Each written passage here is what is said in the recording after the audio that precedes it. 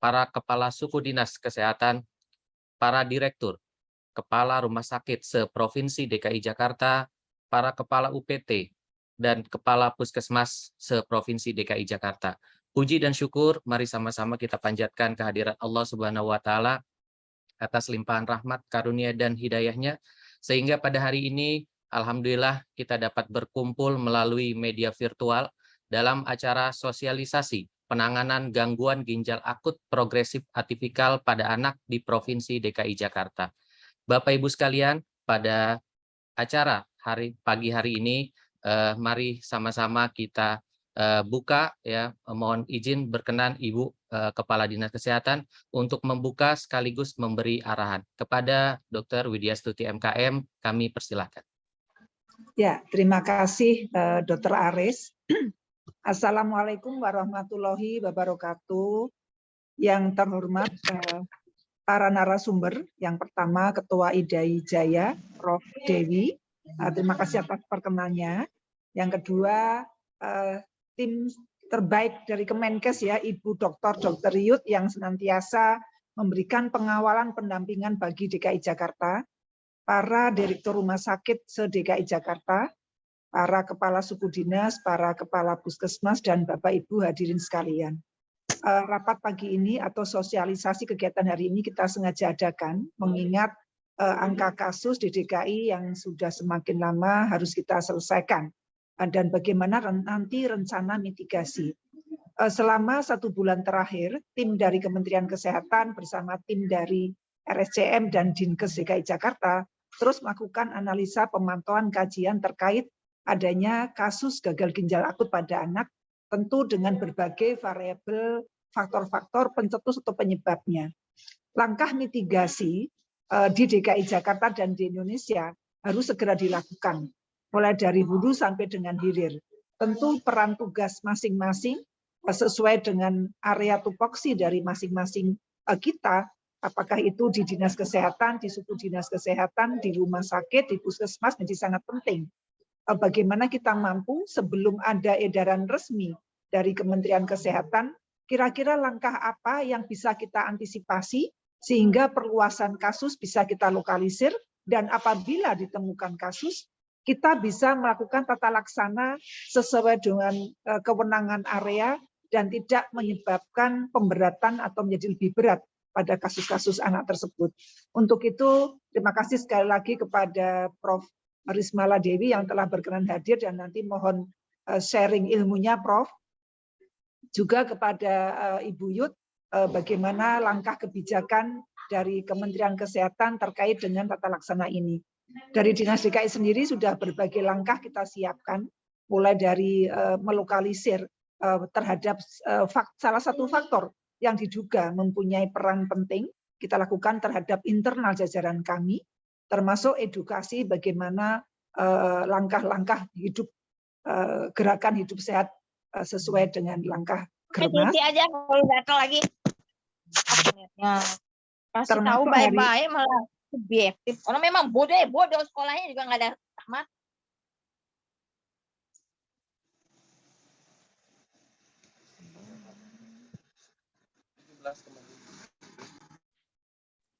Suaranya nggak dengar, Bu. Dokter Wid, suaranya nggak ada, nggak terdengar. Ya, saya teruskan. Tadi mungkin nih panitia, ya. Jadi langkah-langkah antisipasi atau mitigasi sesuai dengan area tupoksi menjadi sangat penting.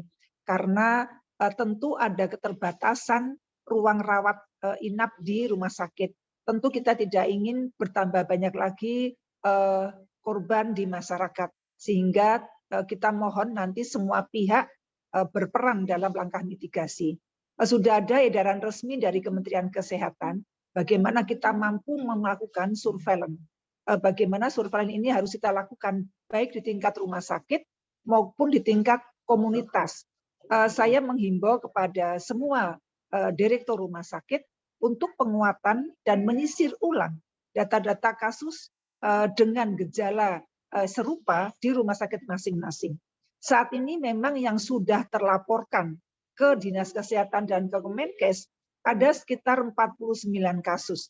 Tetapi kami mengidentifikasi atau menduga kasus mungkin lebih dari itu. Untuk itu peran penting dari rumah sakit untuk mampu mengenali, mendeteksi, dan mengidentifikasi kasus-kasus serupa yang ada. Kemarin pada saat saya mengumpulkan semua rumah sakit di bawah kami, RSUD kami, ada beberapa laporan yang ternyata melakukan perawatan kasus serupa, meskipun angkanya kecil. Tetapi kalau kecil salah satu-satu dikumpulkan, DKI mungkin jadi angkanya berbeda dengan angka yang sudah dilaporkan. Jadi ini seperti moga-moga dugaan saya salah, tetapi jangan sampai kita terlambat. Untuk itu acara ini diadakan, sosialisasi dan bagaimana kebijakan di tingkat Kemenkes dan bagaimana di tingkat DKI Jakarta. Semoga langkah kita ini dimudahkan sehingga kita mampu mengendalikan kasus tidak menjadi luas dan tidak menjadi lebih berat di masa-masa yang akan datang. Demikian pengantar saya. Semoga kita minta sekali lagi komitmen dari semua pimpinan rumah sakit untuk melaporkan, mengidentifikasi, dan melakukan edukasi di lingkup tempat tugasnya masing-masing. Demikian, terima kasih. Selamat bersosialisasi. Assalamualaikum warahmatullahi wabarakatuh.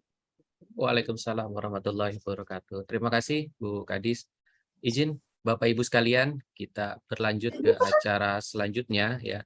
Ada 3 materi pada pagi hari ini. Mudah-mudahan tadi seperti arahan Bu Kepala Dinas ya dapat menjadi tambahan informasi sekaligus guidance untuk kita semua dalam penanganan gagal ginjal akut pada anak di Provinsi DKI Jakarta.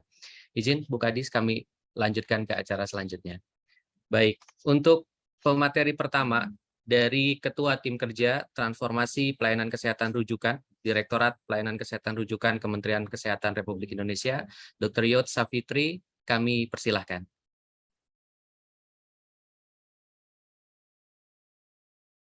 Ya, Assalamualaikum warahmatullahi wabarakatuh. Yang terhormat Ibu Kepala Dinas Kesehatan Provinsi DKI Jakarta. Mohon izin saya nggak bisa share screen ya, belum dibuka nih. Kemudian Bapak Ibu semua dari timnya Bu Wit ya, tim kerja dari Yankes ya. Dan kemudian direktur rumah sakit dan ada puskesmas juga di sini dan ada P2P juga di sini ya untuk bersama-sama kita melihat kondisi kasus AKI yang ada di saat ini di Jakarta dan juga bagaimana melihat kebijakan di Kementerian Kesehatan. Mungkin hari ini juga akan ada press conference ya dari Pak Wamenkes dan ada beberapa juga yang bisa dibuat untuk menjadi perhatian ataupun kewaspadaannya, dan tentunya kami mohon kerjasamanya dari Vaskes juga untuk memperhatikan ada beberapa rambu-rambu ya yang sudah kami edarkan tadi malam ya, jam itu baru jadi ya surat edarannya dari Dirjen Pelayanan Kesehatan. Nah, di situ ada beberapa himbauan-himbauan untuk dilakukan ya, sehingga minimal kita bisa mencegah dari segi fasilitas kesehatan. Dari ini fasilitas kesehatan ini banyak ya, bisa puskesmas, klinik pratama, klinik utama, kemudian praktek mandiri dokter, praktek bidan, bahkan ke apotik kita juga sudah meminta di dalam himbauannya itu untuk bersama-sama ya, serta rumah sakit. Ya, jadi untuk bersama-sama kita mengatasi gangguan ginjal ini untuk tidak menambah jumlah kasus ya, terutama pada anak. Jadi ini beberapa peningkatan kasus gagal ginjal kronik, gagal ginjal akut, progresif, atipikal pada anak.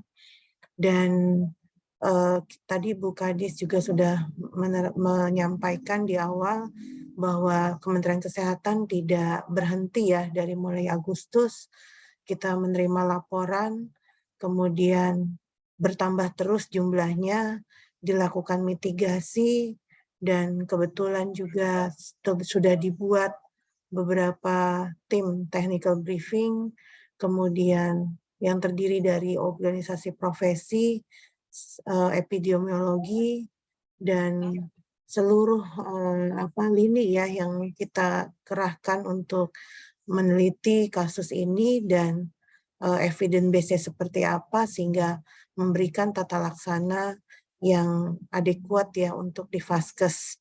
Serta yang paling penting Bapak Ibu semua ini tolong Dinas Kesehatan baik kabupaten kota ya kalau di DKI, provinsi maupun Vaskes, terutama di lini terdepan yaitu Puskesmas, untuk senantiasa mengedukasi masyarakat ya untuk kasus Aki ini. Karena sementara ada beberapa kajian ataupun telaahan, jadi mulai dari pasca COVID, kemudian ada beberapa profesor juga meneliti tentang kasus yang ada di Gambia, dan saat ini ada beberapa himbauan baik dari WHO maupun dari Kemenkes sudah memutuskan bahwa himbauan itu ada beberapa item ya, mungkin nanti saya akan sampaikan di slide hari ini.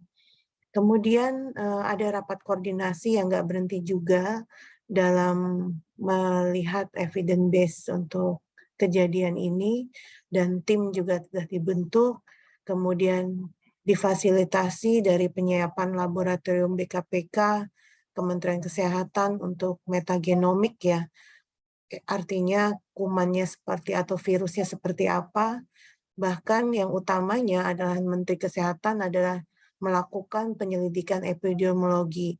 Ini adalah fungsi atau peran dari tupoksinya dari surveillance ya. Mungkin ini Bu Kadis dan dari Dinkes Kota, tolong surveillance-nya juga melakukan PE secara serentak dengan ketika ditemukan kasus pada suatu Vaskes, sudah langsung dilakukan penyelidikan epidemiologi. Dan beberapa form dari PE itu sudah diperbaharui, ya pembelajaran dari kasus sebelumnya tentang hepatitis dan yang lain-lain. PE-nya sudah makin lengkap, silahkan Bapak Ibu semua tim surveillance melakukan PE. Dan di rumah sakit pun kami menghimbau untuk berkoordinasi dengan Dinas Kesehatan untuk juga dilakukan TE ya, agar bisa ketemu kasus ini seperti apa kejadiannya, etiologinya, sehingga langsung bisa dibuat penyusunan dari tata laksananya. Nah, ada beberapa hal juga yang kami sudah lakukan, penyebaran IFIK ya, gamma ras ke Vaskes, kemudian yang mungkin yang update yang akan kami sampaikan pagi hari ini adalah ada dua hal ya. Satu adalah Dirjen dari pelayanan kesehatan, yaitu nomor sekian tentang tata laksana manajemen klinis gangguan ginjal akut progresif atipikal pada anak di Fasiankes. Yang kedua adalah surat edaran, surat dari Dirjen Yankes kepada Vaskes dan kepada tenaga kesehatan sudah kami layangkan ya, untuk kewajiban melakukan penyelidikan epidemiologi secara bersama ya Bapak Ibu semua, dan melaporkan, jangan lupa ini melaporkan, karena kasus gagal ginjal akut ini sudah kita lihat progresivitasnya berat ya, dan tolong surveillance-nya juga jalan, dan pelaporan ini yang kami butuhkan, terutama di rumah sakit ya. Silakan rumah sakit klik RS online, di situ kami sudah buat sistem pelaporannya, bahkan dari mulai pasien masuk dan kondisi pasien seperti apa kami sudah buat. Tolong diisikan semampunya sesuai dengan kapasitas rumah sakit tersebut, sehingga sesuai dengan item ya yang ada di RS online tersebut, sehingga pemeriksaannya, penunjangnya menjadi evidence based untuk kami untuk melakukan hal selanjutnya ya dengan data-data dari Bapak Ibu semua. Jadi pelaporan ini sifatnya wajib ya. Silakan rumah sakit, puskesmas, klinik ya, semua praktek dokter itu sifatnya wajib ya. Jadi nggak ada lagi, ini warning ya bagi Bapak Ibu semua, kita bersama-sama untuk mengurangi angka kematian akibat gagal ginjal akut ini pada anak. Seperti ini Bapak Ibu semua, ini keputusan dirjen kami. Nanti saya kirim di chat ya, 2 hal ini, siapa tahu Bapak Ibu semua belum punya. Ya, jadi ada laksana gagal ginjal akut dan tata laksana untuk kewajiban pelaporan. Nah, ini Bapak Ibu semua di surat edaran kami sudah berbunyi. Jadi ketika menemukan anak dengan di bawah 6 tahun ya, rata-rata di bawah 6 tahun, tapi kalau umur anak 0 sampai 18 ya. Tapi kurang dari 6 tahun tidak ada urin sama sekali ataupun penurunan jumlah urin, ya itu tolong segera dibawa ke fasilitas kesehatan terdekat. Dan tata laksana rujukan juga sudah kami buat di surat edaran dari PLT Dirjen Yankes bahwa bila tidak selesai dalam 1 kali 24 jam harus dirujuk ke pusat rujukan tertinggi, yaitu rumah sakit yang memiliki hemodialisa anak dan memiliki dokter spesialis anak dan atau dokter spesialis anak dengan kewenangan ataupun tambahan dari nefrologi anak ya, seperti itu. Nah, jadi ada kasus suspek ya. Jadi gejala anuria ataupun oliguria, jadi silakan. Biasanya kalau puskesmas, teman-teman di puskesmas, dokter di puskesmas akan menemukan kasus suspek ya.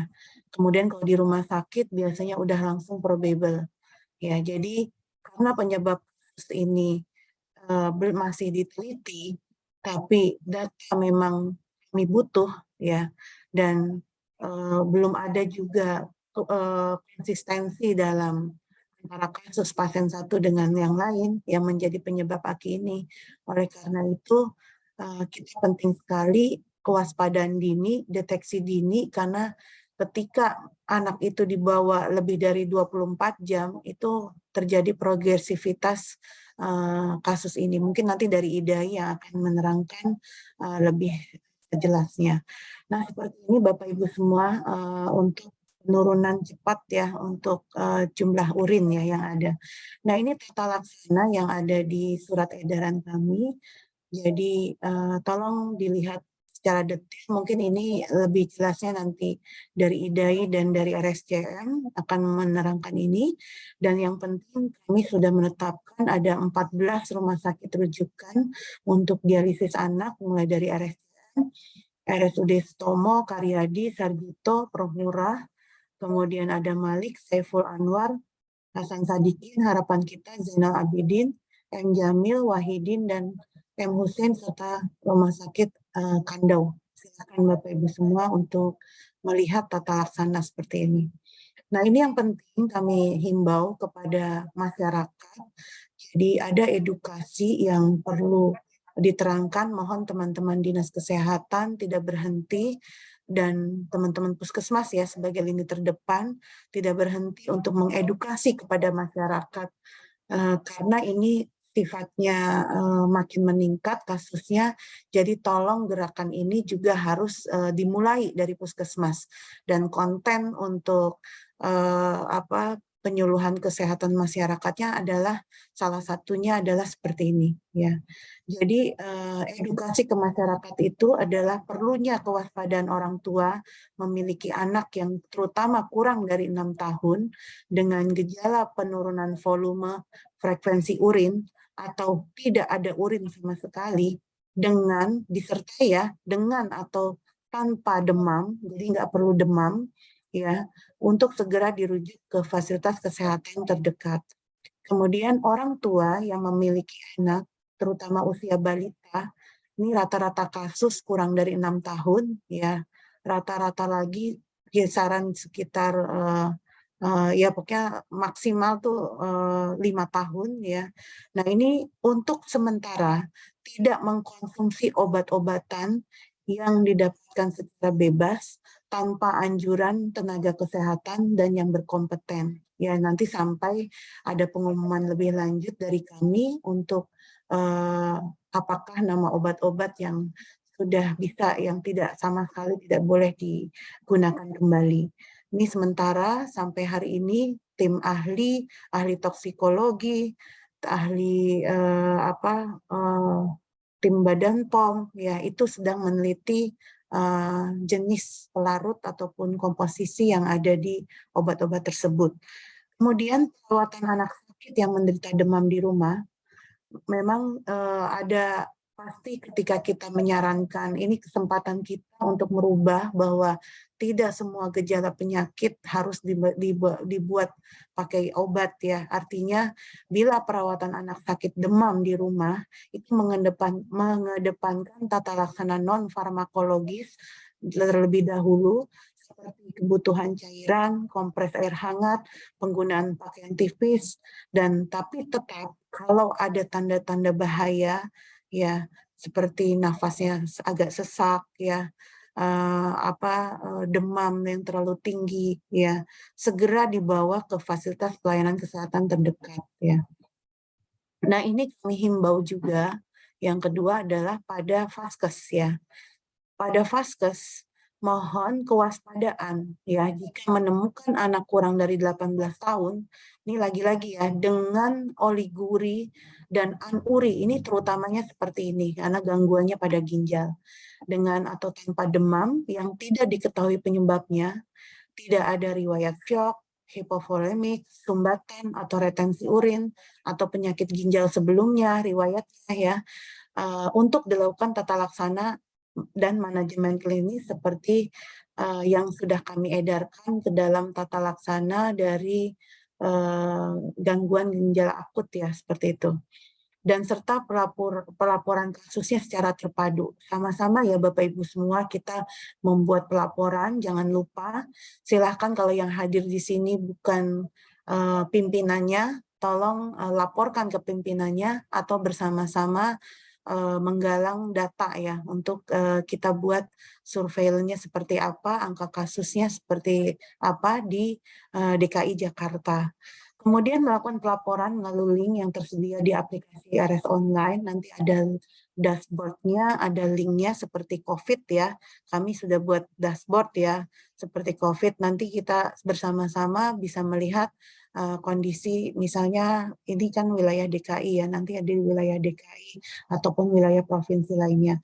Dan terutama yang jangan lupa juga, ini tim surveillance ini, tim rumah sakit juga kontak dinas kesehatannya untuk PE-nya ke SKDR ya. Tolong masukkan pelaporannya juga ketika ada kasus ya, masukkan sesuai dengan apa yang ditulis di PE, apa yang dimintakan diisi di PE ataupun di SKDR ini, sehingga datanya makin lengkap ya, seperti itu. Kemudian tenaga kesehatan pada pasien sementara tidak meresepkan obat-obatan dalam bentuk cairan atau sirup ya, sampai dilakukan pengumuman lebih resmi lagi ya, terutama nanti mungkin ada dari Kementerian Kesehatan ataupun Badan POM ya. Dan satu lagi, ini jangan lupa nih, ini kita nggak ngundang apotek ya, seluruh apotek untuk sementara tidak menjual obat bebas dan atau bebas terbatas dalam bentuk sirup kepada masyarakat sampai dilakukan pengumuman kembali ya oleh pemerintah. Nah, ini tata laksananya Bapak Ibu semua mungkin bisa lebih baca lagi di SK Dirjen kami, ada tata laksananya di sana. Ya, jadi di vaskes tingkat pertama adalah memantau tanda bahaya umum ya, jumlah urin, kemudian warna urin, bila urin berkurang, tidak ada urin. Nah, bila ada di sini sedikit pun langsung dirujuk ke rumah sakit, tidak menunggu lagi ya. Mohon dijadikan sama ya tata laksana yang ada di puskesmas dan di rumah sakit yang sudah kami catat di kebijakan di kami pelayanan kesehatan di Dirjen kami. Nah, ini untuk rumah sakit dilakukan pemeriksaan fungsi ginjal baik ureum dan maupun kreatinin, dan apabila fungsi ginjal menunjukkan peningkatan, langsung dilakukan pemeriksaan selanjutnya, ya mulai diagnosis, evaluasi, kemungkinan etiologi, bahkan serta komplikasi, ya, dan dilakukan monitoring kondisi pasien meliputi volume balans cairan, diuresis selama perawatan, kesadaran, nafas kusmol, tekanan darah, serta pemeriksaan kreatinin serial per 24 jam. Kemudian dirujuk ke rumah sakit dengan yang mempunyai fasilitas dialisis. Mungkin ini tim dokter rumah sakit ya yang paham seperti ini. Yang penting Bapak Ibu semua, rumah sakit harus mempersiapkan prasarana untuk monitoring pasien ini secara intensif, terutama karena kasusnya kurang dari mohon maaf ya sebentar, ada telepon.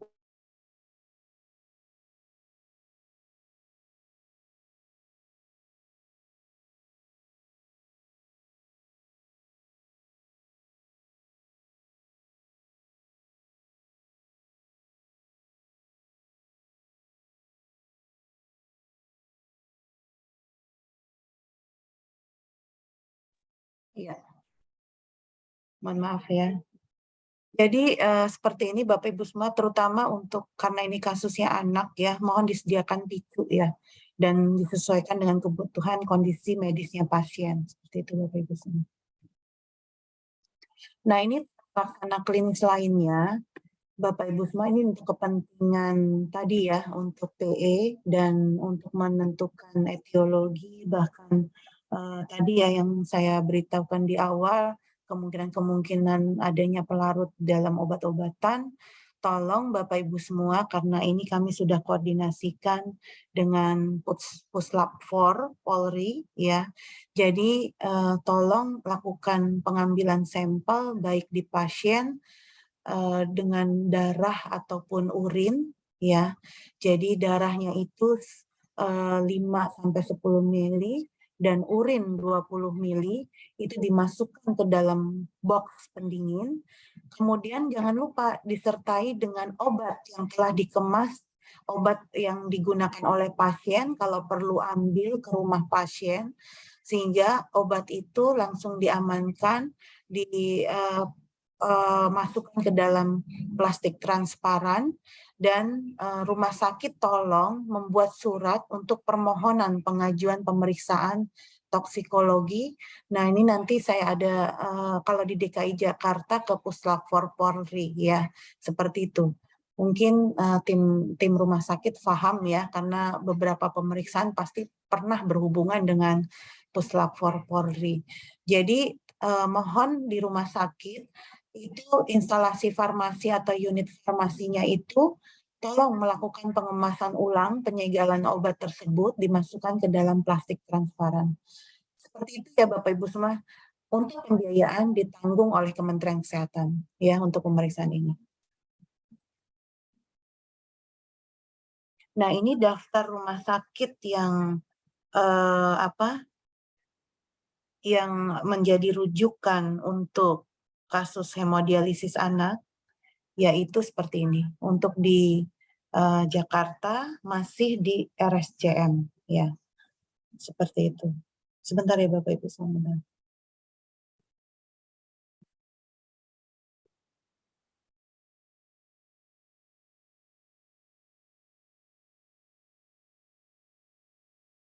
Ya. Nah ini daftar laboratorium rujukan toksikologi itu masih di Puslap 4 Polri. Nah seperti ini yang penting lagi Bapak Ibu semua, hari ini juga sudah dibuat di dashboard RS Online pelaporan untuk kasus Aki ini. Jadi kalau di RS Online seperti biasa, Bapak Ibu semua akan masuk seperti ini. Kalau untuk penyelidikan epidemiologinya itu di SKDR ya, di aplikasi ini. Nah, untuk lebih lanjutnya pertanyaan-pertanyaan silahkan ke PHEOC ya, ke nomor ini dan ataupun ke email yang sudah saya sebutkan di slide yang saat ini.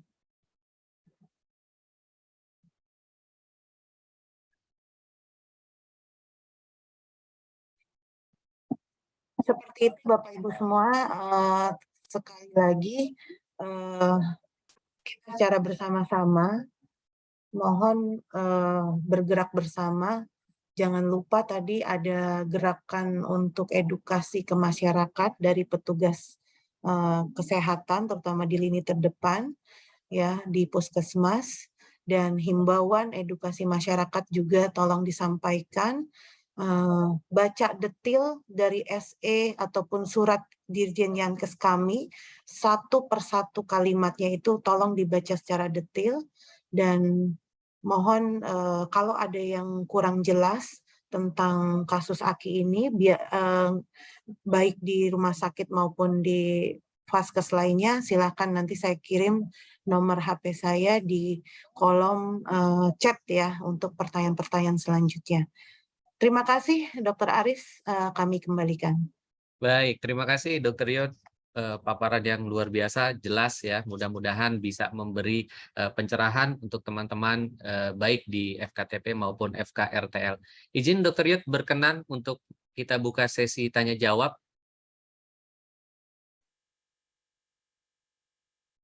Masih di mute Dr. Yod, izin. Menunggu narasumber lainnya saja dulu Oh, ya. baik, baik. Kita selesaikan 3 narasumber ya Dr. Yod. Terima kasih. Baik, Bapak Ibu sekalian, berlanjut ke materi yang kedua, yaitu dari Profesor Dr. Rismala Dewi, spesialis anak konsultan. Beliau Ketua Ikatan Dokter Anak Indonesia Jaya. Kepada Prof. Dewi, kami persilahkan, Prof. Ya, terima kasih Dr. Aris. Selamat pagi, Assalamualaikum warahmatullahi wabarakatuh. Yang terhormat Dr. Wid, tadi ada Dr. Yud juga, dan Bapak Ibu semua. Kebetulan saya tidak menyiapkan presentasi sebenarnya, tetapi tadi saya sudah sempat sharing rekomendasi dari Ikatan Dokter Anak Indonesia mengenai gagal ginjal akut atipikal progresif ini ya. Kami kebetulan dari salah satu cabang dari Ikatan Dokter Anak Indonesia, yaitu IDAI cabang DKI Jakarta, memang melihat kasus ini ya.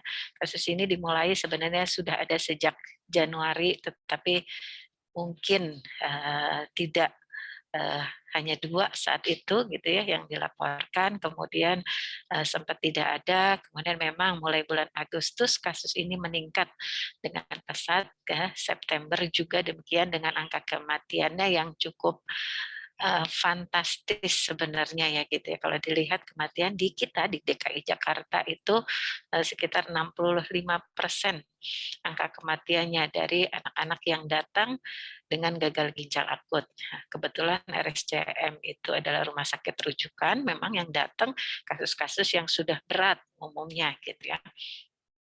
Nah, melihat dari Ikatan Dokter Anak Indonesia, dari klinisi memang berupaya untuk menemukan ya penyebab kenapa anak-anak ini setelah ditelusur yang dianggap anak-anak yang sehat ya, dalam tanda kutip sehat, tidak ada gejala apa, tidak ada penyakit ginjal sebelumnya, tidak ada riwayat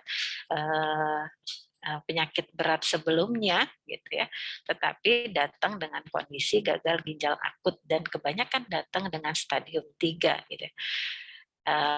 Mereka riwayat yang sebelumnya hanya ada gejala-gejala yang biasa dialami oleh anak-anak ya, seperti demam, batuk, pilek, diare ya. Jadi tidak ada gejala-gejala yang khas gitu ke arah gagal ginjal. Tetapi setelah itu ya biasanya 1-2 minggu sebelumnya mereka seperti itu, kemudian datang dengan keluhan tidak ada buang air kecil ya, tidak ada buang air kecil atau urinnya berkurang.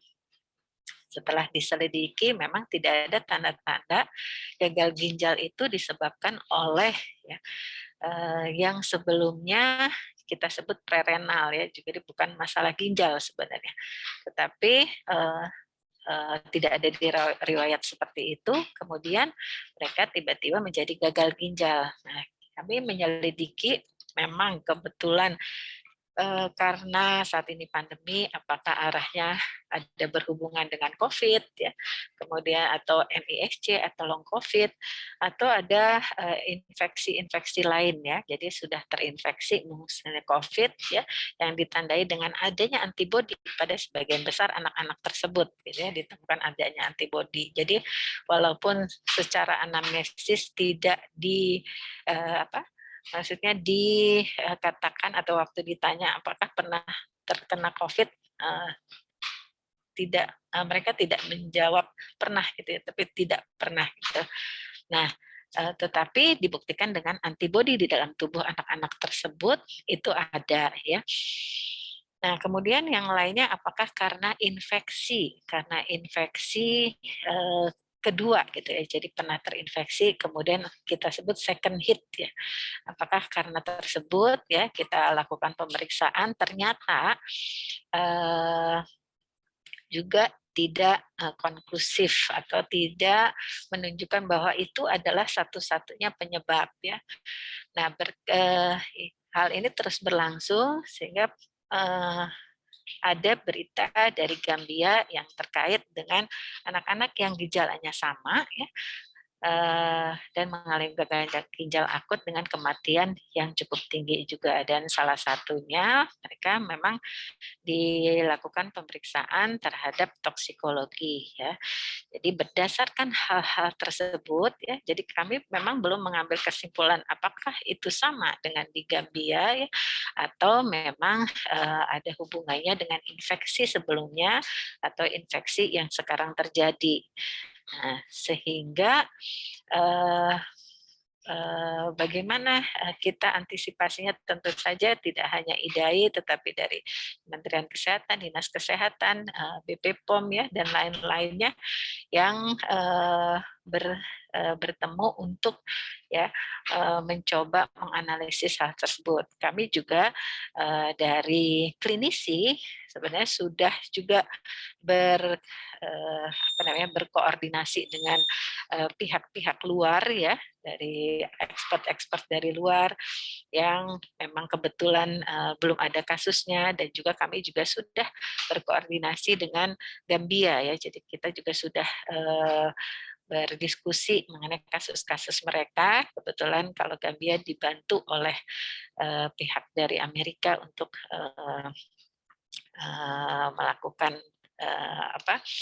melakukan investigasi ya, kami juga sudah berdiskusi dengan pihak sana dan kelihatannya gejalanya sama. Jadi salah satu alternatif yang kita pikirkan mungkin saja ya, mungkin saja itu terjadi kepada kita ya. Nah, sehingga kita semua mencoba ya, dari segi klinisi kita sendiri adalah melakukan ya tindakan preventif seperti apa, kemudian melakukan tata laksana ya. Ini mungkin terima kasih Dr. Aris yang sudah men-share. Ini adalah rekomendasi IDAI yang terbaru 28 September. Mungkin dengan kondisi yang akhir-akhir ini akan ada pemutakhiran lagi, tetapi ini yang terakhir bisa kita berikan sesuai dengan definisi operasionalnya, apa pasien-pasien seperti apa ya. Tadi mungkin dokternya juga sudah menyebutkan ya, dari kasus-kasus ini memang yang disebut anak 0 sampai 18 tahun, walaupun dari kasus yang ada terbanyak adalah anak usia 1 sampai 5 tahun ya. Mungkin kalau dilihat 1-5 tahun kebanyakan misalnya ya, kalau misalnya itu berhubungan dengan obat, kita memberikan obat rata-rata anak umur sekian dalam bentuk sediaan sirup gitu ya. Apakah itu yang didengungkan di Gambia?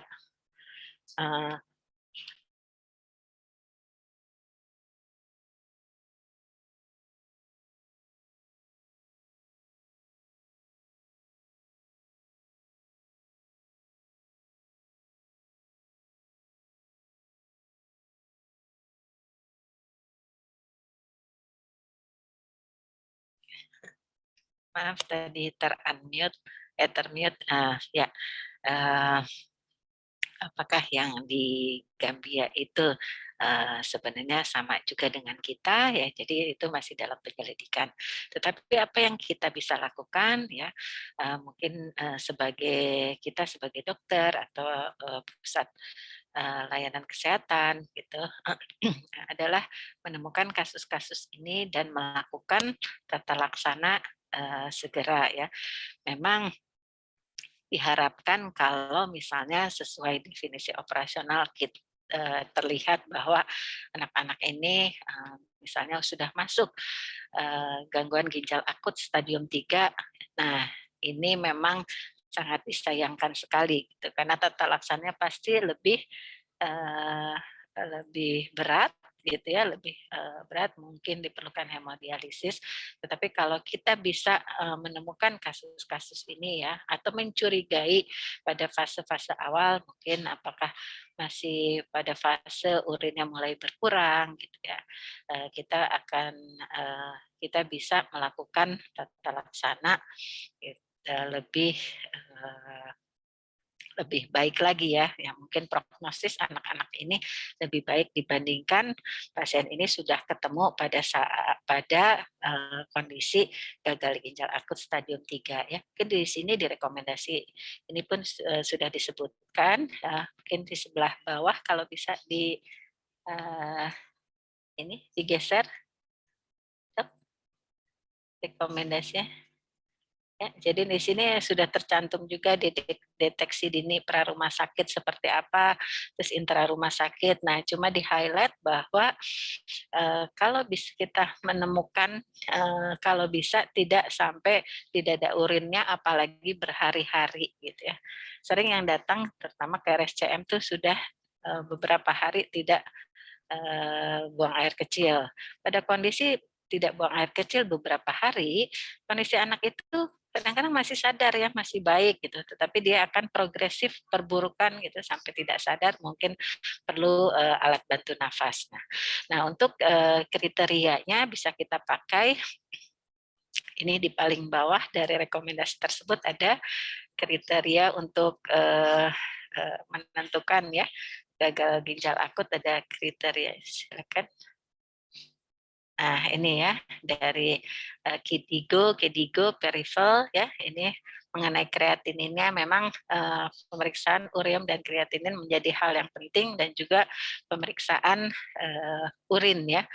Urin itu menjadi penting kalau kita mengukurnya dalam mililiter per kilo per jam ya. Jadi bukan jumlah absolutnya, tetapi mililiter per kilo per jam ya. Pada anak-anak rata-rata jangan sampai kurang dari setengah mili per kilo per jam. Paling bagus kalau dia bisa sampai 1 mili per kilo per jam, itu cukup bagus. Gitu. Jadi ini hal-hal yang penting mengenai urin ya. Itu perlu ditanyakan 6 sampai 12 jam ya, apakah kurang dari setengah mili gitu ya. Nah, itu ada stadiumnya, apakah 1, 2, 3 ya. Kalau sudah sampai gagal stadium 3 itu memang biasanya memerlukan hemodialisis. Hemodialisis itu juga terbatas tempat-tempatnya ya gitu. Mungkin juga walaupun RSCM sebagai pusat rujukan, kalau memang cukup banyak yang sampai stadium failure, itu mungkin kita juga tidak mampu ya untuk bisa melakukan semuanya gitu. Mungkin itu dari saya, Dr. Aris. Terima kasih. Assalamualaikum warahmatullahi wabarakatuh. Waalaikumsalam warahmatullahi wabarakatuh. Terima kasih, Prof, atas materinya dan pencerahannya kepada kami semua. Izin Prof, kita lanjutkan dulu satu materi. Setelah itu kita akan lanjutkan kepada sesi tanya jawab. Izin. Baik, Bapak Ibu sekalian, kita lanjutkan kepada pemateri ketiga, yaitu Kepala Bidang P2P Dinas Kesehatan Provinsi DKI Jakarta, Dr. Dwi Oktavia M.Epid. Kami persilahkan.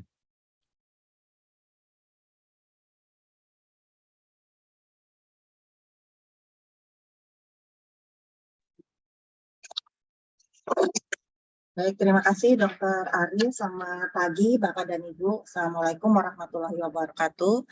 yang terhormat Ibu Kepala Dinas Kesehatan Provinsi DKI Jakarta, Dr. Yud, dan juga Prof. Nirmala.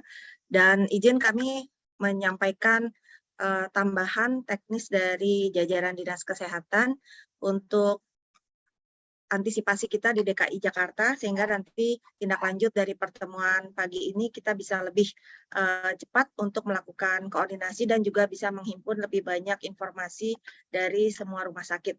Mungkin selama ini yang baru banyak kita menerima laporan masih dari rumah sakit RSCM dan juga dari beberapa rumah sakit saja, dan setelah pertemuan ini mungkin kita bisa sama-sama melihat kembali seberapa jauh kasus ini ada di, jangan-jangan sudah ada juga di fasilitas kesehatan kita, hanya belum terhimpun informasinya selama ini karena memang karena kasus yang sedikit sehingga mungkin saja luput dari pencermatan kita. Saya izin untuk bisa share screen, Dr. Aris.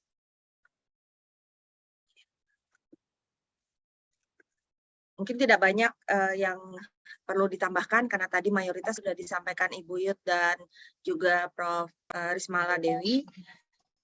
Dan ini tadi yang sudah kita temui kasus se-Indonesia untuk DKI Jakarta sendiri, kasusnya per tanggal 17 Oktober, ini sebenarnya sudah ada update yang tanggal 19 Oktober, sejauh ini kita melihat kasus berasal 45 kasus untuk semua riwayat domisili, jadi baik yang tinggal di Jakarta maupun di luar Jakarta. Terbanyak setelah Jakarta ada 23 kasus, dilanjutkan dari Jawa Barat ada 12 kasus, kemudian dari Banten ada 8 kasus, dan sisanya dari provinsi seperti Jawa Timur dan Riau yang dirujuk ke Jakarta. Kemudian dari kondisi pasien, kondisi akhir, yang masih dirawat saat ini ada 9 anak, kemudian ada 28 anak meninggal dunia dari 45 kasus yang sudah berada di dalam laporan kita. Untuk kelompok umur, mayoritas atau 89% berada di kelompok umur 0-5 tahun. Untuk yang di atas 5 tahun ada 11% atau 5 anak dari 45 anak. Dalam kewaspadaan, karena range umurnya disesuaikan dengan range umur anak, maka masuk dalam usia kurang dari 18 tahun, tetapi sejauh ini kasus yang kelihatan terbanyak memang pada kelompok balita. Mungkin ini juga kaitannya karena paling banyak yang menggunakan obat dalam bentuk sirup, tentunya dari kelompok anak, terutama balita. Kemudian ini sedikit kronologis, jadi kita alhamdulillah berkat koordinasi sejak bulan Agustus, sebelumnya di bulan Juli kita juga sama-sama mengumpulkan informasi tentang kemungkinan MISC, dan ada juga Google Form untuk pelaporan kasus dugaan MISC yang kemudian kita bisa lanjutkan juga untuk kasus-kasus yang berkembang saat ini. Untuk penyampaian kepada publik sudah kita sampaikan, walaupun mungkin belum bisa menjangkau seluruh masyarakat ya, tetapi untuk pengguna media sosial sudah ada beberapa tayangan yang bisa diakses oleh masyarakat. Intinya kita tidak ingin masyarakat panik, tetapi waspada. Artinya pada saat mereka mempunyai anak yang sakit, maka perlu melakukan observasi terhadap perkembangan kesehatan anak yang sakit, terutama melihat juga frekuensi dan jumlah urin. Ini mungkin bahasa yang juga bisa disampaikan oleh Bapak Ibu di rumah sakit kepada pasien agar melakukan follow up pada anaknya yang sakit dan kemudian memberikan catatan atau pengingat kembali agar mereka melakukan kontrol ulang dan mewaspadai kalau sampai terjadi oliguri maupun anuri. Kalau dilihat dari perkembangan kasus, maka memang kasus kita tadi 155 kasus se-Indonesia dicatat mulai dari bulan Januari.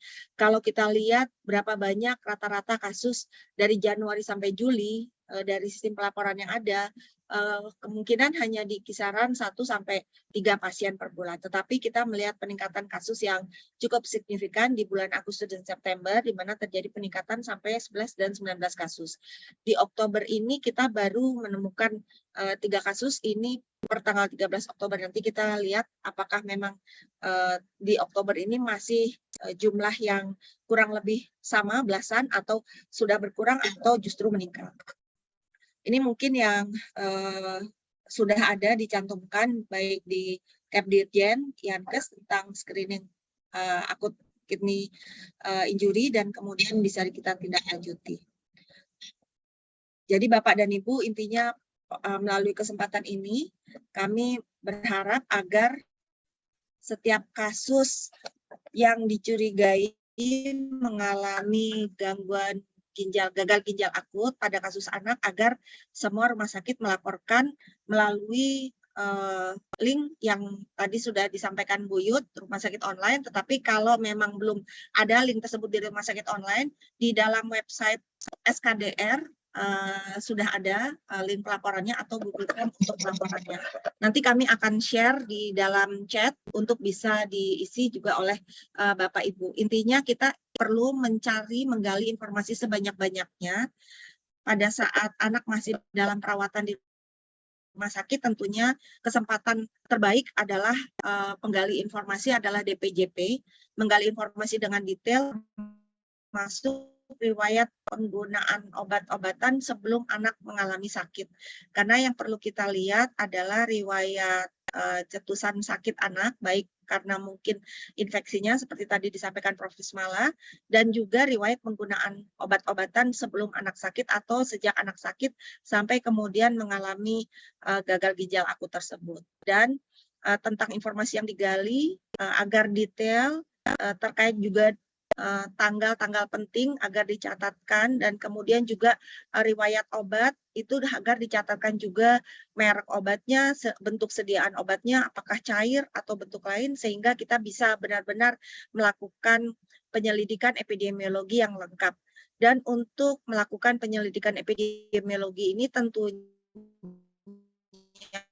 tidak bisa kalau hanya di informasi mungkin juga terbatas, sehingga penting sekali kita membangun koordinasi antara rumah sakit dengan puskesmas dan melalui dinas kesehatan juga agar nanti informasi yang belum lengkap, terutama mungkin kasus-kasus yang sudah pulang, dapat kita gali bersama melalui tim yang melakukan penyelidikan epidemiologi di DKI Jakarta. Jadi koordinasi yang sudah baik dari sharing informasi, termasuk informasi detail tentang identitas dan orang-orang kunci yang bisa dikontak untuk menggali informasi lebih lanjut dari pasien sangat penting, dan ini perlu kita sikapi bersama dengan keterbukaan informasi yang baik antara rumah sakit dengan dinas kesehatan yang nanti akan ditindaklanjuti oleh tim yang melakukan penyelidikan epidemiologi melibatkan puskesmas yang ada di DKI Jakarta.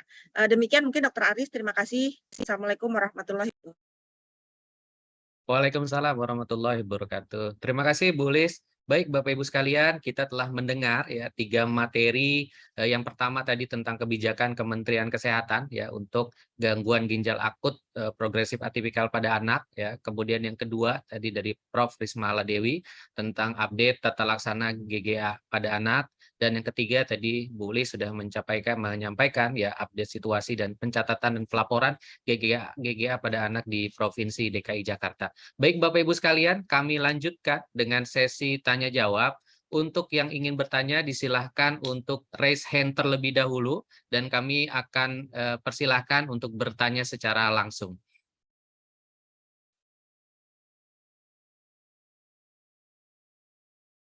Baik, sudah ada 1, 2, 3. Untuk Ibu Susanti Himawan, dipersilahkan untuk bertanya. Mohon disampaikan nama, instansi, dan pertanyaan ditujukan kepada siapa. Dipersilahkan. Baik, selamat pagi para profesor dokter sekalian. Terima kasih untuk sharingnya. Mohon izin bertanya kepada siapa aja yang berkenan menjawab. Saya membaca dari surat edaran Kemenkes pada poin nomor 7 bahwa disarankan untuk menghold dulu atau menunda pemberian sirup ataupun drop dari sediaan manapun. Yang ingin saya konfirmasikan, apakah sirup atau drop ini berlaku untuk semua jenis obat ataukah hanya untuk paracetamol saja? Dan sebagai alternatif, apakah paracetamol itu tetap bisa digunakan namun sediaannya supositori dan puyer dari tablet, ataukah paracetamol di stop sama sekali?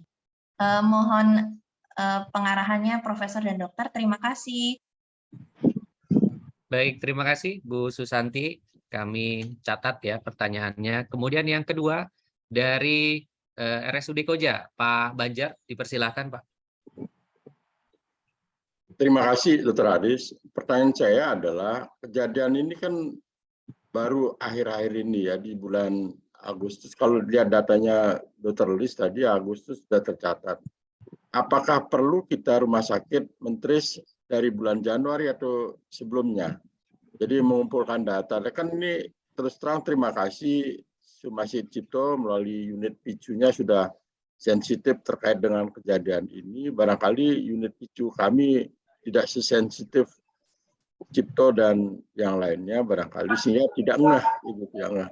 Nah, untuk data ke belakang, apakah cut off-nya dari kapan sehingga kita bisa mengumpulkan data dari kapan sampai kapan gitu. Sampai kapannya pasti akan terus berlanjut. Jadi awalnya itu untuk memulai ini dari kapan kita cut off-nya. Terima kasih. Baik, terima kasih Dr. Banjar. Yang ketiga dari UPT Labkesda, Dr. Budi, dipersilahkan. Terima kasih Dr. Aris. Saya ingin menanyakan untuk IDAI Profesor Dewi mengenai pemeriksaan albumin gitu. Kok tidak ada pemeriksaan mikroalbumin untuk deteksi dini ginjal gitu. Itu aja sih Dok. Terima kasih. Baik, terima albumin kasih atau Dr. mikroalbumin. Iya. Baik, Ya. terima kasih Dr. Budi. Kami catat. Izin kami dijawab dulu oleh para narasumber untuk 3 pertanyaan. Untuk pertanyaan yang pertama terkait dengan edaran Kementerian Kesehatan, dipersilakan Bu Yud berkenan untuk menjawab. Bapak Ibu semua, jadi yang kami tulis tolong diperhatikan, itu sudah kami buat epidemiologinya dan kemungkinan-kemungkinannya. Jadi sediaan sirup yang tidak boleh, jadi seluruh obat sirup yang tidak boleh. Jadi kalau mau ditanya obat panas atau obat apa, seluruh obat sirup ya, karena pelarut senyawa ini yang bermasalah ya, yang sedang kami buat kami telaah. Nah, jadi dari Gambia itu belajar dari Gambia itu sama, karena pelarut senyawanya yang bermasalah. Jadi kalau ditanya lagi, sebaiknya ke mana? Itu ke arah tablet ya. Sebaiknya ke arah tablet dulu. Ya, kalau mengandung supositoria mengandung itu saya rasa sementara ke arah tablet dulu untuk keputusan sampai hari ini ya. Seperti itu ya. Kemudian untuk itu dulu ya, mungkin Dr. Aris, silakan. Baik, terima kasih Dr. Yud. Sudah dijabarkan oleh Bu Yud bahwa diarahkan ke tablet begitu ya Bu Yud. Mungkin ada tambahan dari Prof. Rismala, izin terkait dengan hal ini? Ya, terima kasih Dr. Aris. Intinya adalah obat-obat yang kita berikan itu ya. Jadi kalau misalnya terkait paracetamol ya, bukan obat paracetamol murninya ya, bukan paracetamol murninya dalam hal ini. Jadi adalah pencampurannya ya, dalam hal ini sirupnya gitu ya. Jadi kalaupun mau memberikan obat demam untuk anak-anak, kalau itu bentuknya paracetamol murni, dipersilahkan ya. Jadi supaya tidak menimbulkan rancu bahwa paracetamol berbahaya, tidak, karena paracetamol sudah berpuluh-puluh tahun itu kita pakai gitu ya, dan dianggap sebenarnya aman.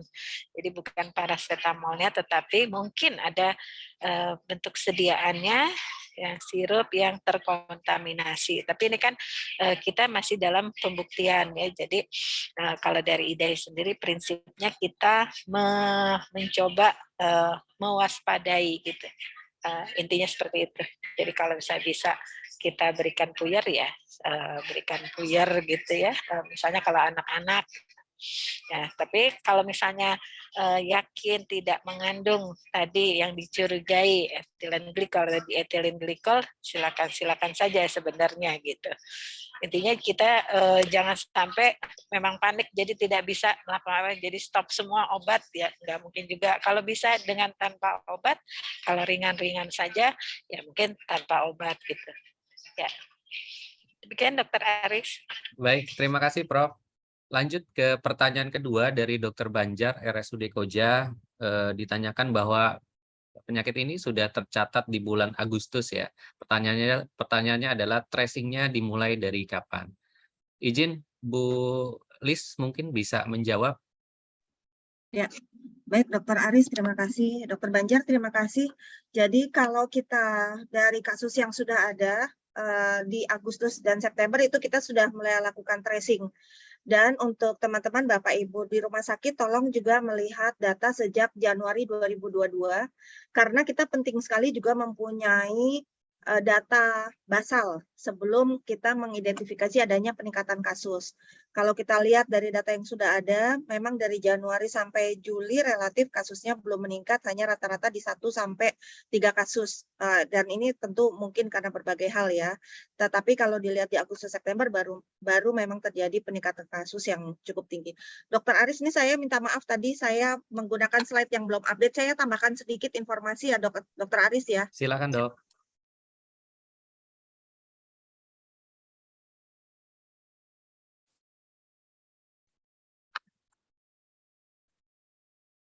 Mohon maaf ya Bapak Ibu tadi salah ambil slide. Jadi ini per 19 Oktober tadi saya nyampaikan di 17 Oktober masih di 45 kasus, per 19 Oktober sudah ada kita mengidentifikasi 71 kasus. Kurang lebih kalau dilihat dari gambarannya sama ya dengan pada saat kita melihat di posisi 45 kasus. Nah, kemudian untuk ini informasi yang kita dapat dari hasil tracing yang dari kasus-kasus yang sudah ada. Walaupun mungkin belum semua kasus karena relatif cukup banyak juga kasus yang sudah lewat dalam masa perawatan.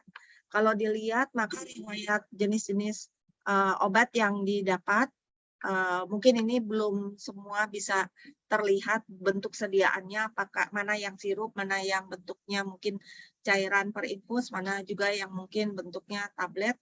Tetapi kalau dilihat dari kasus-kasus yang ada, riwayat pemberian obatnya memang ada 16 yang mempunyai riwayat penggunaan paracetamol, bentuk sirup maupun bentuk lain yang mungkin kita belum lengkapi, ini sambil berjalan datanya. Juga ada pemberian domperidon, kemudian amoxicillin. Ini sekali lagi kita belum bisa mengetahui lebih lanjut bentuk sediaan. Hal ini makanya penting pada saat Bapak Ibu di rumah sakit untuk menggali lebih detail tentang jenis sediaan obat yang mengalami gejala gagal ginjal akutnya. Kemudian di sini juga kita bisa lihat interval waktu mulai dari tanggal onset sakit, berarti mulai dari anak mengalami gejala keluhan kesehatan, bukan akinya, jadi bukan gagal ginjalnya, tetapi mulai mengalami keluhan apakah demam atau gangguan saluran cerna atau gangguan saluran napas sampai dengan tanggal rawat. Karena data sementara adanya seperti ini, tanggal rawat bisa kita asumsikan mungkin tanggal mulai terjadi gagal ginjal akutnya atau mulai terjadi anurinya. Minimal mungkin 1-2 hari sebelum tanggal rawat ini anak mulai mengalami gangguan ginjalnya. Jadi kalau kita lihat di sini dari kasus yang 14 kasus yang sementara sudah ada datanya, maka kebanyakan mungkin ada jeda waktu sekitar 7 sampai 11 hari, ini ada rata-ratanya di bawah. Ada rata-rata 8 hari sejak mulai onset, mulai mengalami gejala sampai dengan dirawat. Nilai tengahnya di 7 hari. Jadi 7 sampai 8 hari. Berarti ini penting menggali informasi tentang kapan mulai awal sakit. Kemudian interval sejak tanggal dirawat sampai dengan tanggal anak sembuh atau tanggal anak meninggal itu adalah di rata-rata 18 hari. Berarti ini kita juga melihat kemungkinan akan cukup panjang waktu perawatan untuk kasus yang mengalami gagal ginjal akut ini. Kemudian secara umum interval sejak anak mulai mengalami onset gejala baik demam atau tanda infeksi lain sampai dengan dia outcome perawatan baik sembuh maupun meninggal itu mencapai 26 hari. Dari gejala yang ada, maka kita bisa melihat mayoritas 86% anak yang sakit pernah mengalami gejala demam, kemudian 51% anak yang sakit pernah mengalami gangguan saluran cerna. Ini dua mungkin gejala utama yang perlu dicermati pada saat kita mendapati kasus anak sakit ini. Mungkin juga penting diketahui untuk teman-teman di vaskes primer ya, karena pada saat anak sakit mengalami gejala demam dengan gangguan saluran cerna atau gangguan saluran napas mungkin tidak langsung ke rumah sakit, tetapi tentu ke vaskes primer dulu mayoritas, sehingga antisipasi dokter di vaskes primer baik di klinik, di DPM, BPM maupun juga termasuk di puskesmas penting sekali memberikan edukasi kepada orang tua pada saat menemui kasus anak dengan demam dan dengan gejala saluran cerna. Gejala lain yang mungkin kisaran temuannya sekitar 25-30% meliputi penurunan kesadaran. Mungkin tentu kalau sudah lebih lanjut kasusnya gangguan saluran napas juga mungkin pada saat kasusnya sudah lebih berat. Gangguan lain bentuknya muntah, mual, ini juga mungkin bisa ditemukan pada gangguan awal ya, pada saat mulai merasakan anak mulai mengalami gejala sakit. Nah, kemudian kalau dilihat dari riwayat imunisasi kasus yang ada, maka anak atau mayoritas balita ini dari 39 anak yang sudah bisa kita dapati datanya 14 mempunyai riwayat imunisasi dasar yang lengkap. Ada sebagian kecil anak memang belum lengkap dan atau juga belum pernah imunisasi. Kalau dilihat dari riwayat imunisasi terdekatnya, mungkin salah satunya pada periode Bian, maka 28% anak tidak mendapat tambahan imunisasi pada saat bulan imunisasi anak nasional, mungkin karena umurnya belum 9 bulan sehingga belum diberikan tambahan campak, atau juga mungkin imunisasi dasarnya sudah lengkap, tidak ada yang ketinggalan sehingga tidak diberikan imunisasi kejarnya. Kemudian untuk ini sistem surveillance yang sudah ada, jadi Bapak dan Ibu bisa memasukkan data PE melalui link yang ada di sini, bit.ly kasus AKI DKI. Silahkan bisa diinformasikan terlebih dahulu di data tersebut, juga di website Kemenkes untuk SKDR, surveillance, kewaspadaan dini dan respon .surveillance.org atau melalui bit.ly ini. Ini saya rasa juga nanti yang akan dicantumkan, mungkin bisa yang akan dicantumkan di rumah sakit online. Data-data apa saja yang akan diminta di dalam pelaporan ini meliputi data tentang pasienkesnya sendiri, ini mohon diisi dengan lengkap, dan kemudian data terkait pasiennya adalah nama, kemudian tentu identitas, jangan lupa juga diisi dengan NIK, sebisa mungkin kita lengkapi supaya kita bisa korelasikan datanya dengan sumber-sumber data lain yang juga menggunakan identity NIK sebagai kode uniknya. Termasuk misalnya dengan catatan imunisasi atau catatan anak apakah pernah COVID, jadi membantu juga ini untuk menduga ke arah MISC-nya. Kemudian juga data tentang orang tua, nomor HP orang tua tolong diisi, jadi jangan khawatir teman-teman di rumah sakit untuk bisa melengkapi data ini dengan detail, karena kita penting sekali menggali lebih lanjut tentang informasi perjalanan sakitnya. Kemudian untuk item data, mulai dari status gizi, kemudian riwayat gejala yang pernah dirasakan, mulai dari demam dan sebagainya. Ini penting sekali untuk kita catat, termasuk juga tanggal-tanggal penting, misalnya tanggal mulai mengalami oliguri itu penting sekali. Kemudian tanggal mulai adanya perubahan-perubahan gejala itu juga penting untuk bisa dicatat dan dilaporkan.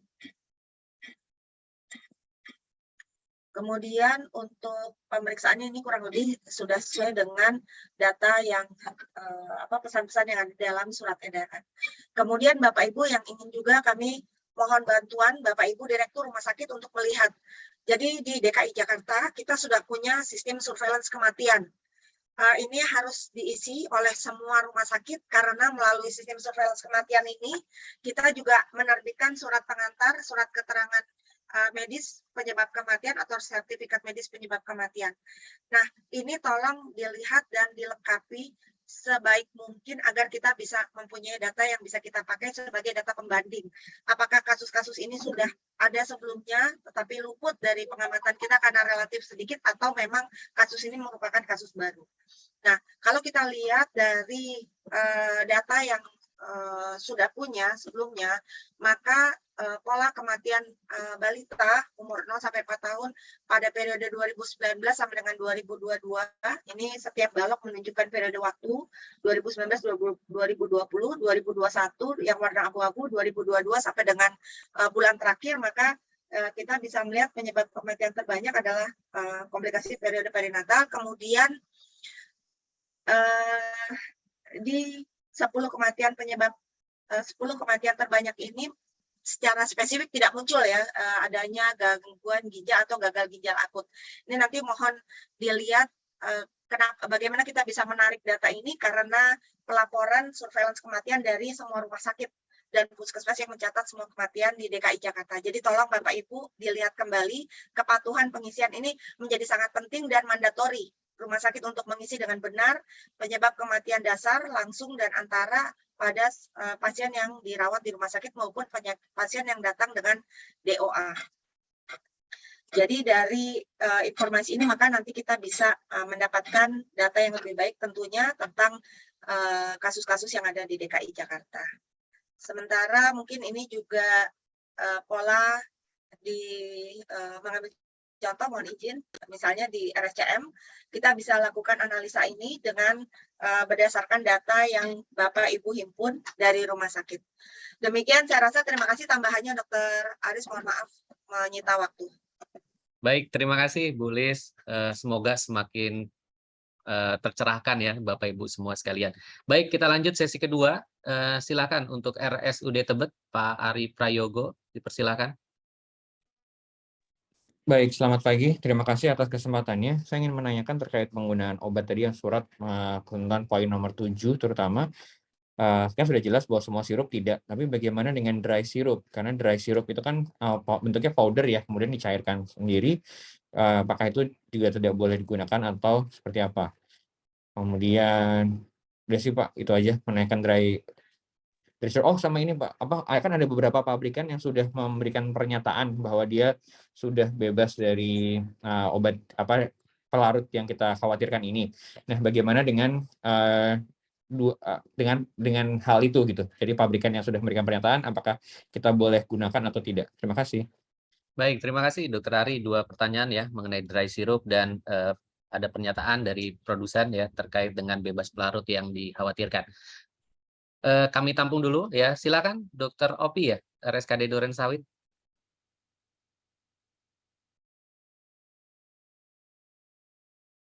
Silakan Dr. Opi. Enggak, oke. Sudah bisa. Ya, terima kasih sebelumnya nggak bisa di-unmute. Terima kasih Dr. Aris, terima kasih atas kesempatannya. Mohon izin, ini kami lihat tadi adalah untuk sebagian rumah sakit rujukan adalah yang tadi tertera sesuai dengan dari SE Kemenkes. Nah, untuk selanjutnya mungkin bagaimana mitigasi resikonya untuk kedepannya? Apakah kami RSUD terutama adalah rumah sakit RSUD tipe A, tipe B, apa yang harus kami lakukan Seperti itu. Apa yang harus kami siapkan? Mungkin kita harus pikirkan adalah mitigasi resikonya, bukan berarti kita takut, bukan berarti kita menakutkan, enggak, tapi apa yang harus kami siapkan? Apakah mungkin seperti pelatihan-pelatihan, apakah kita akan sudah memulai atau seperti apa? Mungkin saya lebih menanyakan mitigasi resikonya. Terima kasih. Baik, terima kasih Dr. Opi Wadirian RSKD Durensawit. Lanjut ke pertanyaan ketiga dari Rumah Sakit Sukmul, Bu Tri Juliawati, dipersilakan.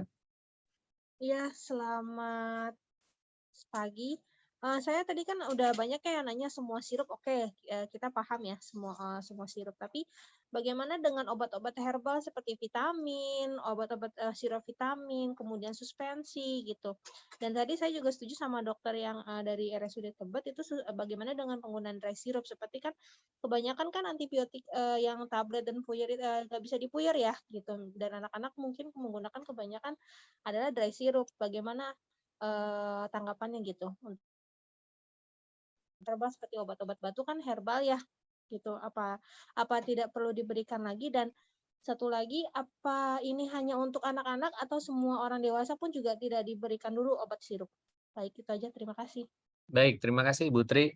Ya, ada pertanyaannya mirip-mirip ya dengan tadi yang di RSUD Tebet, sehingga saya pikir bisa dijawab secara kembali ya, dijawab kembali oleh Bu Yud. Dipersilakan Dr. Yud.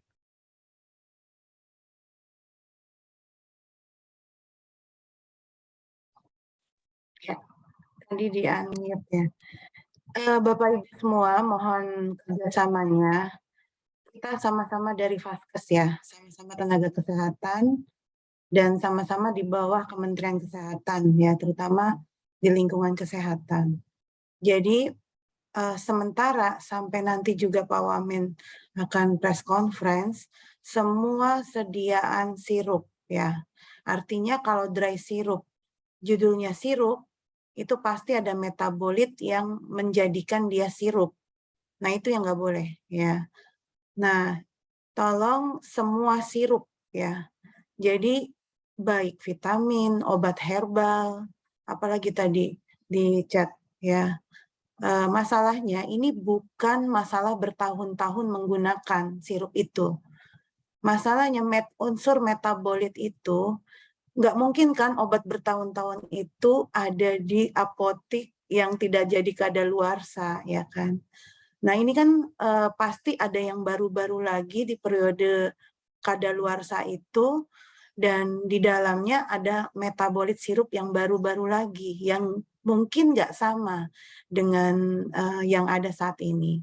Kita belajar dari kasus Gambia, saya ikut penuh ya waktu saat itu IDAI bersama profesor-profesor di Gambia, dan ada juga kasus sebelum Gambia ada di India. Nah, ketika memang tidak digunakan sirup tersebut, langsung turun drastis angka penyakit aki ini. Ya, jadi mohon secara bersama-sama Bapak Ibu semua, ini saya senang sekali nih udah ada 1.000 orang yang hadir di sini. Mudah-mudahan nggak berhenti di sini, bisa menularkan edukasi ke masyarakat. Karena kan, tapi kami juga sudah membuat edaran ke apotek, apoteker ya. Jadi untuk tidak menjual secara bebas obat-obat berbentuk sirup. Ya, untuk saat ini larangannya adalah untuk kasus anak 0 sampai 18 tahun. Ya, jadi kisaran umur anak itu mohon tidak diberikan sirup. Ya, sekali lagi seperti itu ya. Sirup yang saat ini ada tidak boleh diberikan dulu. Silakan memakai tablet. Ya, bukan nama obatnya, bukan nama parasetamolnya, bukan nama komposisi unsur nama obatnya, tetapi nama metabolit pelarut ataupun pembawa yang terkandung untuk melarutkan obat itu ke dalam sirup. Ya, seperti itu sampai berita lagi nanti pengumuman lagi yang akan kami siarkan lagi melalui media komunikasi Kementerian Kesehatan ataupun Badan POM. Seperti itu ya Bapak Ibu semua, mohon kerjasamanya. Makasih, gitu aja Dokter. Oh ya, Mau ditambah yang lain atau gimana? Ya, Dr. Yud izin terkait dengan pernyataan bebas pelarut, Dr. Yud dari produsen ada komentar izin. Iya. Jadi ini yang keluar dari Kementerian Kesehatan ya, seharusnya produsen ataupun yang lain pasti di bawah Ditjen Farmakes ataupun Badan POM ya. Jadi silakan kalau menurut saya harus ikut dari Kementerian Kesehatan dulu ya, jangan ikut dari yang lain dulu. Karena sampai saat ini saya ikut rapat terus, belum ada evidence base yang lain, sementara masih itu dulu. Ya, dan belum ada pemeriksaan yang benar-benar akurasinya tepat, dan itu butuh waktu untuk diperiksa, sementara pemeriksaan itu hanya terbatas di laboratorium tertentu. Kami sedang meningkatkan pemeriksaan lanjutan ya untuk menambah pemeriksaan-pemeriksaan bila ada sampel-sampel yang banyak untuk dilakukan pemeriksaan tersebut ya. Jadi sampai saat ini di DKI Jakarta adalah pemeriksaannya adalah Puslap 4 Polri ya, belum ada yang lain. Seperti itu ya Bapak Ibu semua. Baik, terima kasih Dr. Yud. Izin kepada Prof. Rismala, tadi ada pertanyaan dari Dr. Budi, Dok, izin terkait dengan pemeriksaan mikroalbumin yang tidak masuk dalam disebutkan dari salah satu pemeriksaan penunjang. Dipersilakan, Prof. Oh ya, terima kasih. Memang kami tidak mencantumkan tersebut karena tadi ya kita ada hal-hal yang harus dilakukan secara massal ya oleh layanan di hospital ya, di rumah sakit yang besar gitu ya. Jadi dengan apa yang kita cantumkan diharapkan itu sudah cukup karena pemeriksaan yang lain belum tentu ada di setiap layanan primer gitu ya. Jadi kita memang tidak mencantumkan hal tersebut. Terus yang kedua, baik di rumah sakit besar, kita kebetulan di RSCM juga tidak melakukan pemeriksaan tersebut. Kenapa? Karena dari gejala yang ada yang pasien-pasien yang datang, kita memang tidak memikirkan itu ada suatu kondisi nefrotik, ya. Jadi kita tidak memeriksakan mikroalbuminuria seperti itu kira-kira. Jadi dengan pemeriksaan ureum kreatinin, kita menentukan apakah itu suatu gagal ginjal akut, tergantung tadi kriterianya stadium apakah risam atau injury sampai failure. Ya, mungkin itu dari saya. Terima kasih. Baik, terima kasih Prof. Pertanyaan tadi terakhir ya, masih ada. Terkait dengan mitigasi resiko RSUD tipe A dan B, apa yang harus disiapkan? Mungkin kepada Dr. Yod, dipersilakan. Ya, jadi Bapak Ibu semua sudah ada di tata laksana di Kepdirjen kami. Ya, jadi sementara masih seperti itu, arah masukan dari IDAI ya. Jadi untuk dipersiapkan sarana prasarana HCU maupun ICU ya untuk ada kasus-kasus AKI. Nah, kemudian silakan Bapak Ibu semua kalau yang memiliki alat hemodialisa untuk anak, karena memang alatnya sama dengan alat hemodialisa dewasa, cuma anak itu harus ada penggantian membran atau filternya ya. Nah itu juga kisarannya kalau saya nggak salah ya Prof. Riz ya, itu sekitar 300 sampai 500 ribu ya untuk anak. Tetapi masalahnya adalah SDM-nya. SDM-nya itu biasanya dokter anak dengan nefrologi ya, dengan kewenangan tambahan nefrologi.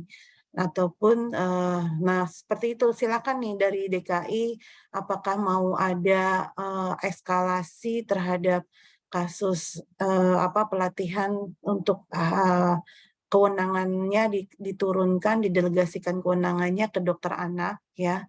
Saya rasa juga bisa ya kalau melihat kasus kondisi gini, kalau mengandalkan RSCM terlalu besar ya, terlalu banyak misalnya pasiennya, Nah, itu bisa dilakukan mitigasi resikonya berupa pelatihan-pelatihan kepada dokter anak. Mungkin kerjasama dengan Prof. Riz ya, dengan IDAI untuk simulasi bila eskalasi kasus ya. Nah, kemudian yang lainnya mohon disiapkan juga tadi ya, alur tata laksana tadi.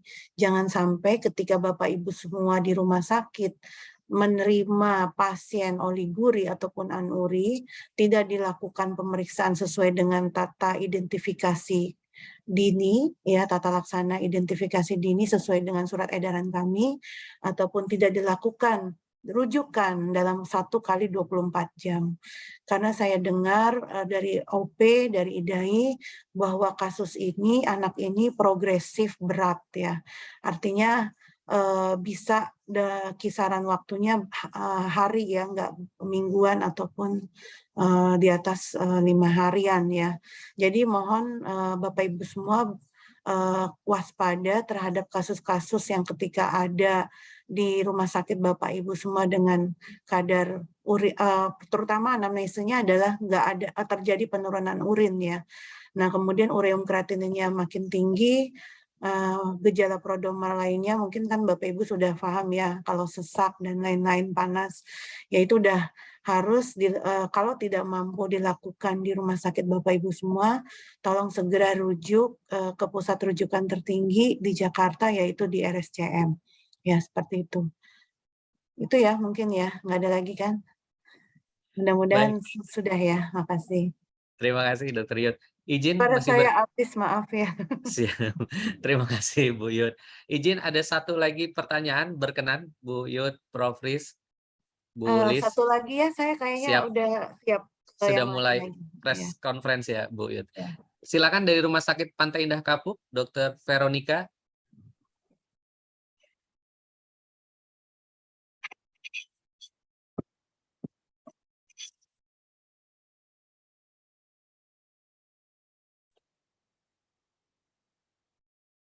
Masih di mute izin, Dr. Vero. Oke, selamat pagi, dokter. Ini saya ada titipan pertanyaan dari apoteker kami yang menanyakan apakah semua sediaan sirup itu harus semua kita konversi dulu ke puyer atau kapsul. Nah, kemudian sediaan sirup yang boleh dan tidak, sehingga kami bisa infokan ke dokter penulis resep nih, dok. Itu aja sih. Terima kasih. Baik, terima kasih Dr. Vero. Izin Bu Yud. Tidak perlu diulang lagi ya sebenarnya ya. Jadi yang aman saat ini adalah tablet ya. Jadi silahkan gunakan tablet, jangan dikonversikan ke sirup, gunakan puyer, tapi edukasinya adalah memang tadi ya tetap ya untuk puskesmas dan masyarakat ya harus tata laksana yang normatif dulu ya, non farmakologis. Tapi kalau memang benar-benar tidak bisa tidak bisa disembuhkan dengan tadi edukasi masyarakat non farmakologis tadi, itu sebaiknya bisa digunakan tablet ya. Silakan di tablet, jangan ditambah-tambahin yang lain ya. Dan karena kita nggak tahu metabolit pelarut yang lain itu ada nggak di situ ya. Dan mohon nih Bapak Ibu semua, ini sama-sama ya kita nakes kalau dengar kasus ini langsung dari dokter yang menangani, itu tentunya pasti sangat mengkhawatirkan sekali anak-anak ini ya. Jadi jangan lagi memberikan sirup ya maupun pelarut sirup, tolong memakai tablet ya, mau pakai, kalau saya praktek mandiri ya pakai gula pasir mungkin ya. Saya arahannya seperti itu ya. Jadi seperti itu dulu ya, pakai madu, pakai gula pasir ya. Jadi ini menjadi menjadi catatan ya di saat ini. Mudah-mudahan dengan serempak kita nggak menggunakan sirup, angka kejadiannya nurun lagi ya, seperti itu. Makasih ya Bapak Ibu semua, mohon maaf kami nggak bisa lama-lama, nanti ada press conference resmi dari Pak Wamenkes. Tolong catatannya, tipsnya adalah tolong baca SE kami perlahan satu persatu ya, dan kalimatnya itu sudah disusun lintas sektor mulai dari Dijen Farmalkes, Puslapfor untuk pemeriksaan senyawa tadi, obat-obatan ya. Tolong langsung juga koordinasi ketika ada pasien tersebut datang dengan oliguri dan anuri, langsung tanyakan obat apa yang dikonsumsi selama ini. Ambil obatnya, buat suratnya, ambil sampel darah pasien dan ambil urin pasien, berikan ke Puslapfor Polri ya. Dan itu pembiayanya oleh Kementerian Kesehatan ya, bukan rumah sakit. Ya, nanti kami akan koordinasi dengan Puslapfor untuk untuk penanganan ini ya, pembiayaan ini. Kemudian titip pesannya lagi, sama-sama untuk mendata ya, karena penting sekali ini monitoring obat ya, itu sedang kami bicarakan para ahli epidemiolog di Kementerian Kesehatan dan para toksikologi obat juga, kami juga sedang berdiskusi secara intens, nggak berhenti tiap hari ya, sampai malam ya. Mohon bersama-sama kita menurunkan angka kasus AKI ini dengan di SE kami ya, satu persatu dibaca. Dan tolong gerakan surveillance-nya di puskesmas, di dinas, ini makin cukup signifikan ya Bu Lis ya, titip ya. Dan ada format PE yang Bu Lis sudah sampaikan tadi, tolong diisi ya perlahan dan semuanya, meskipun banyak tapi itu penting sekali ya. Itu sudah dibicarakan, didiskusikan dengan WHO juga, jadi ahli-ahli epidemiologi, jadi mohon ditulis, dan itu merupakan evidence base yang cukup kuat dan dapat dipertanggungjawabkan ke Bapak Ibu semua ya, dari kebijakan kami Kementerian Kesehatan. Mungkin seperti itu, mohon maaf nanti saya tinggalkan nomor HP saya untuk kalau ada yang mau tanya Japri silahkan ya, untuk kasus-kasus AKI, apalagi di rumah sakit nih, saya end stage-nya kan di rumah sakit ya, nanti boleh nanti koordinasi dengan kami ya. Terima kasih ya Dr. Aris, Bapak Ibu semua. Makasih, billahi taufiq. Prof. Riz, makasih ya. Mohon maaf nih saya duluan sama Dr. Liz. Makasih, billahi taufiq wa hidayah. Wassalamualaikum warahmatullahi wabarakatuh. Waalaikumsalam warahmatullahi wabarakatuh. Terima kasih Dr. Yot, Prof. Rismala. Acara kita ya akan segera berakhir. Melaporkan ada 1.000 peserta pada pagi hari ini. Mudah-mudahan bisa memberi tambahan informasi, sekalian note, catatan-catatan kepada teman-teman, terutama di fasilitas kesehatan terkait dengan hal tersebut. Izin dari Bu Kabid Yankes, Dr. Luigi, ada yang ingin disampaikan? Dipersilakan, Dok. Ya, terima kasih Dr. Aris, terima kasih para narasumber, ya Buyut, Prof. Terima kasih semua untuk para direktur rumah sakit, kepala puskes, Sudinkes, di sini juga klinik, ada juga ya tadi ya, mungkin juga apotek juga. Tadi kita memberitahu di ini ya saat berjalan. Terima kasih atas kehadirannya. Yang pertama yang harus kita garis bawahi adalah tadi udah ada Dirjen ya dari Kemkes yang menyatakan semua sirup ya, semua sirup, artinya kita harus dengan cermat membacanya semua jenis sirup cairan ya. Itu tolong dipastikan kita tidak memberikan dulu, di hold dulu ya. Terus juga untuk para teman-teman di puskesmas segera melakukan screening cepat ya untuk anak-anak terutama yang anuria, oliguria, itu segera harus dilakukan rujukan ya, pemeriksaan rujukan. Begitu juga sampai di rumah sakit harus disiapkan. Begitu juga kita harus juga mengidentifikasi ya kita yang baru teridentifikasi dan memang sudah ada di yang tadi Bu Yut paparkan, ada 2 rumah sakit yang memang sudah siap dengan konsultan ginjal anak untuk dan HD anaknya, yaitu rumah sakit dari RSCM maupun RSAB Harapan Kita. Bagaimana dengan rumah sakit lainnya?